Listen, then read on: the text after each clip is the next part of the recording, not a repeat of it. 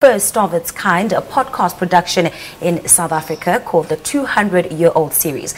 It's based on current science and future forecasts by leading experts. The concept of the series is a collaboration between Sanlam and King James Group in an effort to look at the next 100 years and see where humans will be and what the world would actually look like in terms of relationships. Well, Nambitha is here in studio to chat to us more about her exciting role. It's so great to have you on the show. It's so good to see you. I mean, the 200-Year-Old Series, what is that all about? Bring us into this idea of people who now live over 200 years.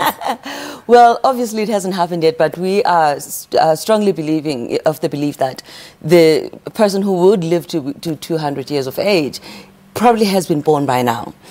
This series explores different schools of thought. You know, what would you need to prepare for that? What economically, emotionally, what would your family look like if you lived to be 200 years of age? I mean, in this series, she said he's having a conversation with her great-great-great-great-grandson. Can you imagine? But also, I think the reserves of emotional memory and, economic memory and history that would be, of course, preserved, if people live that long. And bring us into the role of Lesedi. You have played so many roles, countless roles on different platforms, and yet you always just manage to bring the listener, the viewer in. Thank you. You're outstanding as an actress in a different sense. Even in this podcast, I can just hear that distinctly you factor. Right. What is Lesedi all about? Lesedi is wise beyond my own imagination. When preparing for her, of course, you can't be thinking of the number of years that she's lived, but who she could become if she had amassed that much knowledge and that much memory, the wisdom that would just ooze out of her every pore. So that's kind of where I had to take myself, which of course has to be fresh because I've never done anything like that before. And it takes a lot of imagination, I imagine. And a lot of work to and a lot of research. Summoning my grandmother, It is incredible. You've played so many roles, as I've mentioned, on television. You've been in this industry for a very, very long time. Absolutely. I remember growing up and there used to be these radio series that we'd hear. Right. And then there was this huge evolution. And now it seems like we're going back there.